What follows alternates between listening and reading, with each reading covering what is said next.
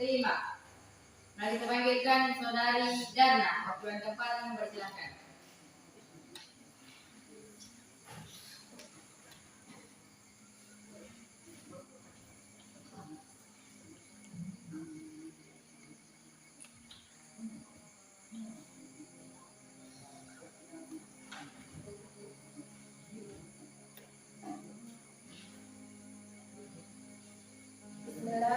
Assalamualaikum warahmatullahi wabarakatuh.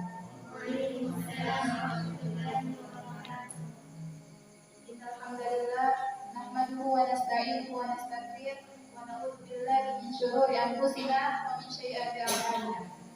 May yahdihillahu fala mudilla lahu wa may yudlilhu fala hadiya lahu. Asyhadu an la ilaha illallah wahdahu la syarika lahu wa asyhadu anna Muhammadan abduhu wa rasuluhu la nabiyya ba'dahu wa rasulun ba'da amma ba'd. Pertama-tama, marilah kita mengucapkan puji syukur kehadirat Allah Subhanahu wa Ta'ala yang masih memberikan kita rahmat dan hidayahnya sehingga kita dapat berkumpul di tempat yang insya Allah penuh barokah ini. Salam serta salam tak lupa pula kita haturkan kepada junjungan kita, baginda kita, yakni Nabi Allah Muhammad SAW yang telah mengantar kita ke jalan Allah dan telah menjadi suri tauladan bagi seluruh kaum muslimin. Baik, pada kesempatan ini saya akan membawakan pidato mengenai berbuat baik kepada kedua orang tua. Allah Subhanahu wa Ta'ala berfirman, "A'udzu billahi minasyaitonir rajim. Wa wassayna al-insana biwalidayhi hamalathu ummuhu wahnan 'ala wahnin wa fisaluhu fi 'amaini an ishkur li wa liwalidayhi ilayya al-masir."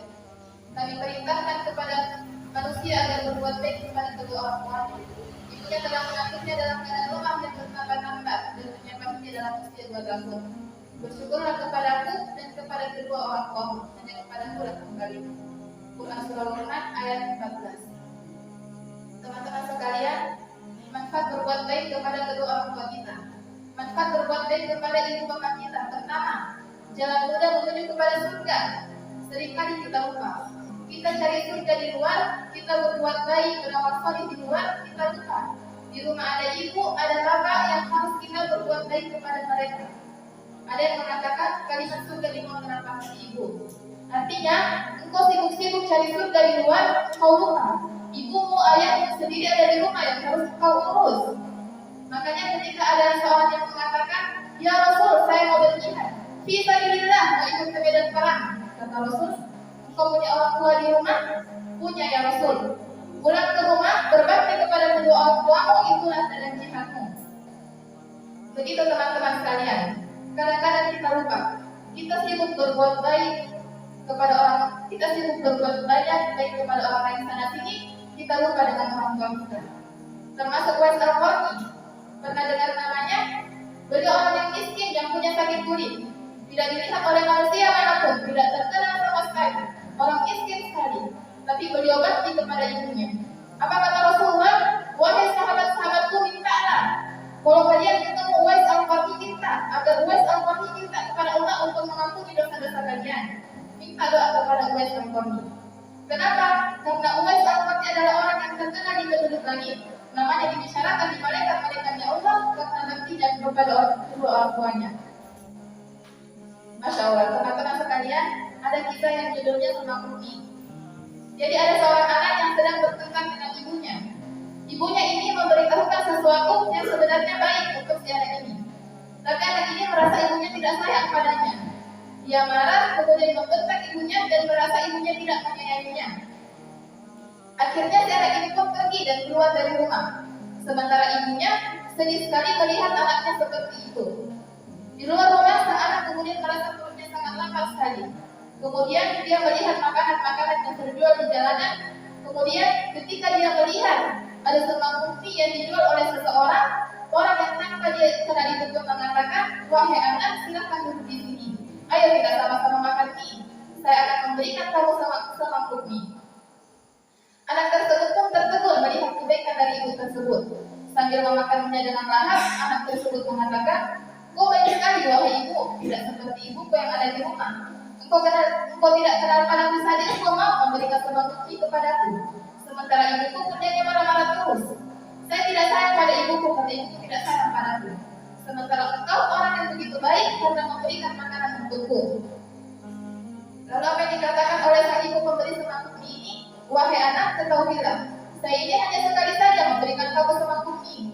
Apakah kau lupa setiap hari orang tuamu, ibumu dari ibu kecil dari sekolah yang memberikan makanan tanpa pamrih kepadamu?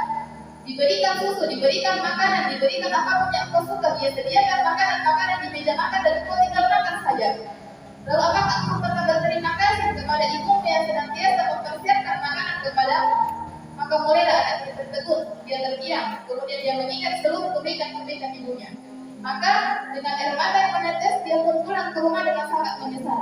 Sampai di rumah, sang ibu langsung memeluk sang anak dengan bercucuran air mata dan mengatakan, wahai anakku, engkau kemana saja? Saya sudah memasakkan makanan yang enak untukmu sampai masakan ini dingin. Saya ingin engkau makan dan saya tidak ingin engkau kelaparan, wahai anakku, kata sang ibu sambil menangis. Anak tersebut pun menangis dan mulai memakan makanan yang dimasak oleh sang ibunya, yang sudah disiapkan oleh sang ibunya. Kemudian dia sadar bahwa selama ini ada orang yang penuh kasih sayang tanpa pamrih memberikan untuk kelangsungan hidupnya. Siapa dia? Sang ibu yang mencintainya. Teman-teman sekalian, termasuk bentuk kedurhakaan seorang anak adalah apabila anak tersebut membuat orang tuanya menangis. Itu salah satu bentuk kedurhakaan. Jadi coba kita ingat-ingat, pernahkah kita buat orang tua kita menangis? Minta maaf kepada kedua orang tua kita. Jangan sampai beliau mengucapkan kalimat-kalimat yang menyusahkan kehidupan kita. Jadi kalau ada orang tua yang mengucapkan kalimat-kalimat tertentu bisa saja dikabulkan oleh Allah dibuat susah hidup kita. Jadi kita sebagai seorang anak buat orang tua menangis boleh, tapi menangis karena keberhasilan kita, menangis karena prestasi-prestasi kita, bukan menangis karena perilaku buruk yang kita lakukan. Teman-teman sekalian, Ibnu Umar juga pernah bertanya kepada baginda Rasul. Ibnu Umar itu sahabat daripada Rasulullah. Apa pertanyaan Ibnu Umar? Ya Rasulullah, aku tidak bisa melihat Allah itu seperti apa. Kata Rasul terus, bagaimana caranya aku ingin merasakan bahwa Allah sedang tersenyum kepadaku?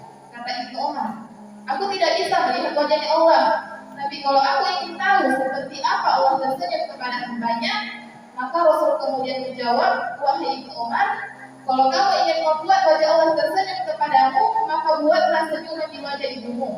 Karena saat ibumu tersenyum karena kebaikanmu, ibumu tersenyum karena ulahmu, ibumu tersenyum karena kelakuanmu, ibumu tersenyum karena prestasimu, ibumu tersenyum karena perilakumu, ibumu tersenyum karena sesuatu yang kamu berikan kepadanya, di saat itu Allah sedang tersenyum kepada kamu sekalian.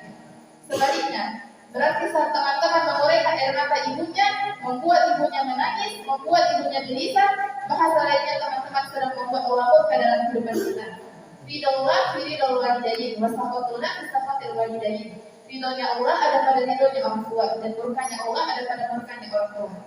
Yumkin kata itu bihadal kalami, wa idza wajadtum minna khata'an atubu alaikum. Assalamualaikum warahmatullahi wabarakatuh.